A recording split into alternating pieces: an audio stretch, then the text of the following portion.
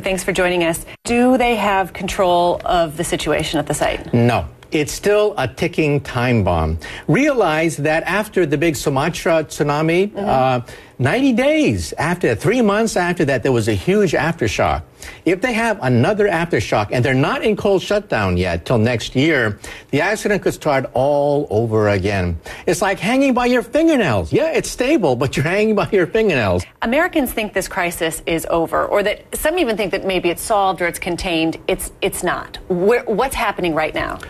In the last 2 weeks, everything we knew about that accident has been turned upside down. We were told 3 partial meltdowns, don't worry about it. Now we know it was 100% core melt in all 3 reactors. Radiation, minimal that was released. Now we know it was comparable to the radiation at Chernobyl. And as far as evacuation, 12 miles, that's it. You don't have to evacuate beyond 12 miles.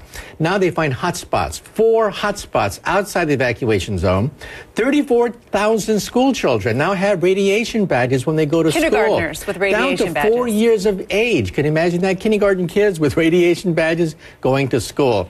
So all the mythology of the accident has been turned upside down because utility has finally fessed up to how severe this accident really was. In your view, did they not know how bad it was, or they knew and they didn't tell, or they just were completely blown away by the scope of the disaster? I'm a physicist, and we tried to reconstruct the accident in our computers given the feeble amount of information they gave us. We knew it was much more severe than they were saying because radiation was coming out left and right.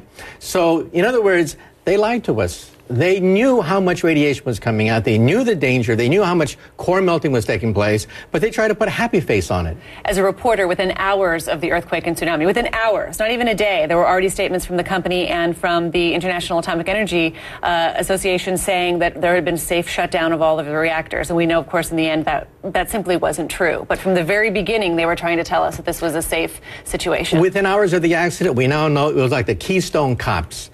People that are clueless, headless, just running around crazy, not knowing what to do. We can now reconstruct that accident minute by minute, hour by hour, and we can see this chaos that erupted in the leadership of the utility. What's happening to the people who are working there now? Well, as you know, workers are being sent in, and they're getting, like a year's dose of radiation just within like 10 minutes at a time.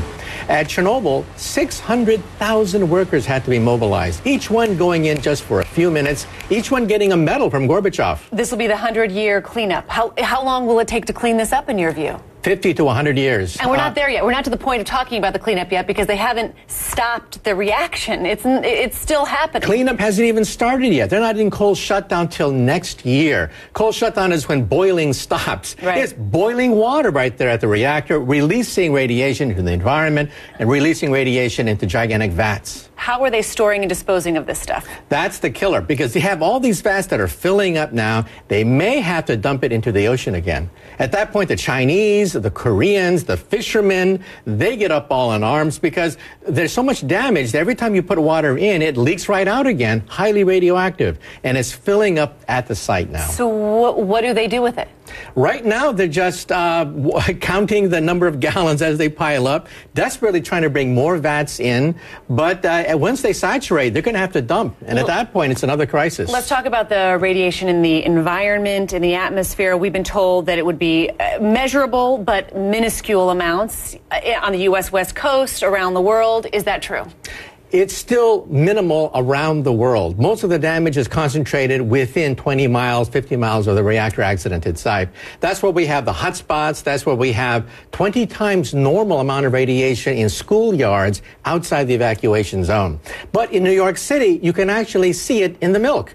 You can actually see that iodine 131 actually spiked a little bit in our milk in New York City, but it's very small.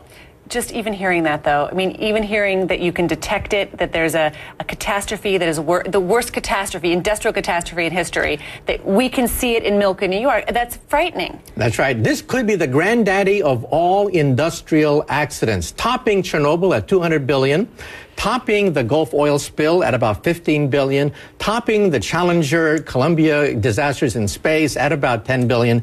This could be the world's record holder for an industrial accident. How many